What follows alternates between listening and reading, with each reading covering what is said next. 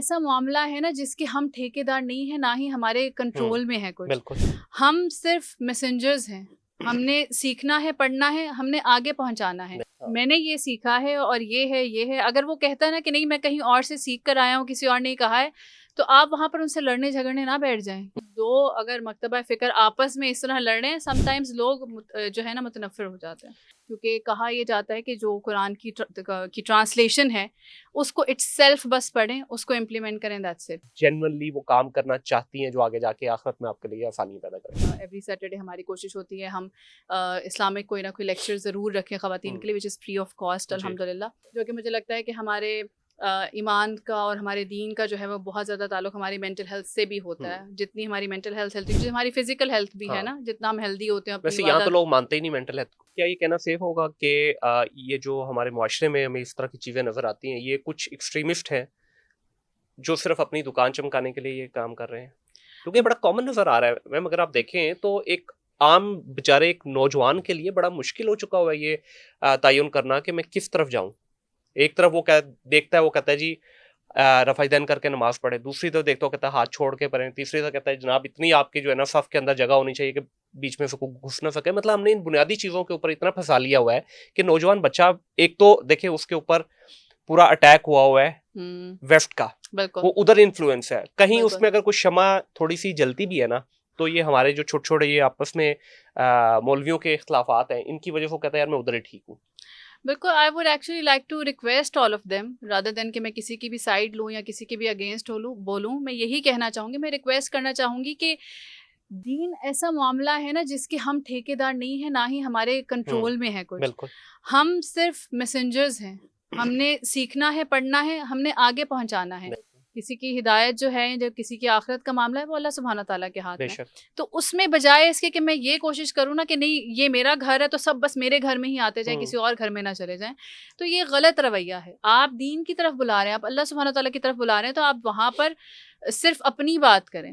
میں نے یہ سیکھا ہے اور یہ ہے. اگر وہ کہتا ہے نا کہ نہیں میں کہیں اور سے سیکھ کر آیا ہوں، کسی اور نے کہا ہے، تو آپ وہاں پر ان سے لڑنے جھگڑنے نہ بیٹھ جائیں یا ان کی برائیاں نہ ان کو بتانے بیٹھ جائیں. تو مناظرے چل رہے ہیں اور مناظرے میں نعوذ باللہ گالی گلوچ تک ہو رہی ہے، ایک دوسرے کے گریبان تک جو کہ پہنچ نبی رہے صلی اللہ ہیں. علیہ وسلم کا بالکل بھی جو ہے وہ سنت نہیں ہے. نبی صلی اللہ علیہ وسلم نے کبھی بھی اس طرح نہیں کیا، صحابہ کرام نے اس طرح نہیں کیا کہ جو ہے اس طرح کے آپ کی کسی بھی چیز پہ ڈفرینس آف اوپینین ہے، آپ طویز سے بیٹھیے، بات کیجیے، آپ اپنے دلائل سامنے رکھیے، دوسرے کو اپنے دلائل سامنے رکھنے دیجیے، اور اس پہ ایک احسن طریقے سے جو ہمیں نبی صلی اللہ علیہ وسلم نے سکھایا ہے یا جو اللہ سبحانہ تعالیٰ کو پسند ہے اس طریقے سے آپ بات کیجیے. اور میں یہی بلکہ ریکویسٹ کرنا چاہوں گی کہ اس سے کیا ہوتا ہے، سم ٹائمز دو اگر مکتبہ فکر آپس میں اس طرح لڑیں، سم ٹائمز لوگ جو ہے نا متنفر ہو جاتے ہیں. اچھے بھلے ان کے اندر ان کے دل میں ایک چیز پیدا ہو رہی ہوتی ہے، اور وہ یہی والا ایٹیٹیوڈ دیکھ کے نا کہ کوئی کسی کے بارے میں کچھ کہہ رہا ہے اور کوئی کسی کے بارے میں کچھ کہہ رہا ہے اور اتنے برے طریقے سے کہہ رہا ہے، تو وہ چھوڑ کر ہی چلے جاتے ہیں. وہ کہتے ہیں میں ایسے ہی ٹھیک ہوں اگر یہ لوگ اس طرح کے. دیکھیں نبی پاک صلی اللہ علیہ وسلم کی زندگی اگر دیکھیں یا صحابہ کی زندگی دیکھیں تو بڑی آسانیاں پیدا کی گئی ہیں، مشکلات نہیں پیدا کی. جہاں مشکل آئی بھی آسانی اس کے لیے ڈھونڈی گئی ہے.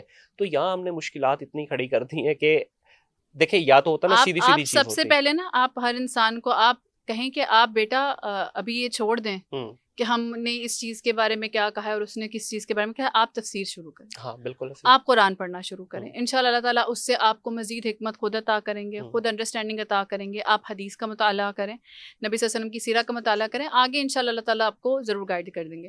یہاں پر میں یہ ضرور چیز کلیریفائی کر دوں، اگر کوئی انسان اس پوڈ کاسٹ کو دیکھ کے دین کا مطالعہ کرنا چاہتا ہے تو پلیز اگر کسی بھی جگہ پر کوئی بھی انسان کوئی شخص آپ کو یہ کہتا ہے احادیث سے اگر وہ آپ کو روکتا ہے نا کہ صرف قرآن ہی ہے اور قرآن کی تفسیر نہیں ہے، تو وہاں سے پلیز ضرور گریز کریں. کیونکہ قرآن جو ہے وہ قرآن کو پڑھنا اٹ سیلف بھی امپورٹنٹ ہے، لیکن اس کی تفسیر جو کہ ظاہر سی بات ہے ہمیں احادیث کی صورت میں ہی پتہ چلتی ہے، وہ بھی اس کا حصہ ہے. تو ہمیشہ ایسے انسٹیٹیوٹ سے پڑھے جہاں پر آپ کو دونوں چیز کی تعلیمات دی جائیں گی. صرف قرآن کا ترجمہ، کیونکہ کہا یہ جاتا ہے کہ جو قرآن کی ٹرانسلیشن ہے اس کو اٹس سیلف بس پڑھیں، اس کو امپلیمنٹ کریں. That's it. تو that I would like to inform them that is not the correct way. قرآن کی پراپر تفسیر کو پڑھنا, نبی صلی اللہ علیہ وسلم کی سیرہ کو پڑھنا, اور باقی سارے بھی جو مضامین ہیں ان کو پڑھنا, دیٹ از پارٹ آف دین انشاءاللہ. بالکل ٹھیک ہے. اچھا میم, آپ ایک انسٹیٹیوشن بھی رن کر رہی ہیں ماشاء اللہ عمل کے نام سے, جس کے اندر آپ بہت اچھا اور بڑا خوبصورت کام کر رہی ہیں, اور میری دعا ہے اور نیک خواہشات بھی ہیں اس میں کہ اللہ تعالیٰ آپ کے لیے آسانیاں بھی کرے اس میں. آپ چھوٹے بچے بچیوں کو جو ہے تفسیر بھی پڑھا رہی ہیں, اور بہت سارے ایسی چیزیں آگے فیوچر میں بھی آپ نے پلان کیا ہوا کہ جس میں خواتین کو آگے جا کے آپ اسکل بھی سکھائیں گی. تو اس طرف آنے کا کیوں آپ کو لگا, کہ کیوں ضرورت پیش آئی؟ کیا یہ گیپ تھا, یا یہ فائنینشیل ماڈل ہے, یا آپ جنرلی وہ کام کرنا چاہتی ہیں جو آگے جا کے آخرت میں آپ کے لیے آسانی پیدا کرے؟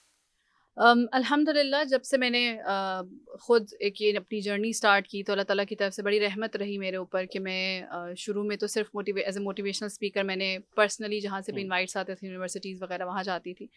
پھر کچھ اسلامک آرگنائزیشنس کے ساتھ میں نے ٹائم ٹو ٹائم کام کیا, جس میں یوتھ کلب تھا, ایم امپاورڈ تھا, الوابل تھا. 2024 میں جب میں لاہور شفٹ ہوئی ہوں تو پھر میں نے اس وقت میں کچھ بھی نہیں کری تھی, کسی آرگنائزیشن کے ساتھ کام نہیں کری تھی, and I was actually more focused on my life coaching. لیکن سم ہاؤ میں نے ایک اور آرگنائزیشن جوائن کی ایز اے فیمیل ہیڈ, ان کے ساتھ ابھی میں کام کر رہی ہوں, یوتھ میٹرز کے نام سے. تو وہاں پر سم ٹائمز مجھے تھا کہ میں کچھ ایریاز میں کچھ چیزوں میں کام کرنا چاہتی ہوں, تو انہوں نے ایکچولی مجھے بہت موٹیویٹ کیا کہ میرے خیال سے انہوں نے کہا کہ آپ کا ایکسپیرینس بھی ہو گیا اتنے سالوں کا, اور آپ کے آئیڈیاز ہیں, آپ کے کچھ خواہشات ہیں, کچھ چیزیں ہیں جو آپ کرنا چاہتی ہیں, تو ازنٹ اٹ بیٹر کہ آپ اپنی بھی کوئی آرگنائزیشن یا کوئی بھی پروجیکٹ اسٹارٹ کریں. تو وہاں سے آئی گاٹ دا موٹیویشن الحمدللہ. ایسا نہیں کہ کوئی گیپ ہے, الحمدللہ there are so many organizations who are already working, لیکن آپ کی خواہش ہوتی ہے کہ آپ اپنے لیے بھی کوئی لیگیسی جو ہے وہ چھوڑ کر جائیں. تو وہاں پر پھر میں نے ایک یہ ماڈل بنایا ہے جہاں پر آف کورس سب سے پہلے سب سے امپورٹنٹ اس تربیہ اینڈ تزکیہ, جس میں جیسے آپ نے کہا بچوں کو, خواتین کو تفسیر ہے, یا اسی طرح سے اور اسلامک ٹاپکس ہیں, سبجیکٹس ہیں. ایوری سیٹرڈے ہماری کوشش ہوتی ہے ہم اسلامک کوئی نہ کوئی لیکچر ضرور رکھیں خواتین کے لیے, وچ از فری آف کاسٹ الحمدللہ.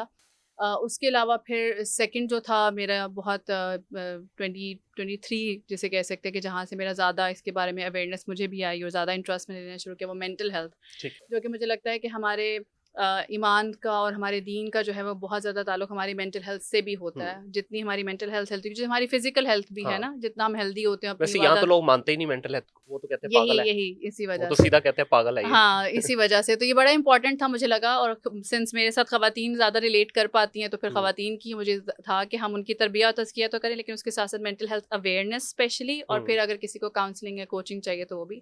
اینڈ تھرڈلی مجھے جو لگا کہ خواتین کے لیے اگین جب اسلام کی بات آتی ہے تو شاید یہی کانسیپٹ آتا ہے کہ عورتیں کچھ نہ کریں, گھر بٹھا دیں, گھر بیٹھ جائیں. تو اس کو بھی مجھے وہ کرنا تھا کہ پرسنلی بھی مجھے لگتا ہے کہ میں I do want to support the women as much as I can, اور پھر especially having a background جہاں پر ہم کہیں کہ جی اسلام آپ نے پڑھا ہوا, دین پڑھا ہوا, اور پھر آپ لوگوں کو یہ گائیڈ کر سکے خواتین کو, یا ایسے پلیٹ فارمز دے سکے جہاں پر وہ گھر میں بیٹھ کر یا کسی شریعہ کمپلائنٹ ماحول میں اگر وہ ارن کر سکتی ہیں تو وائی ناٹ.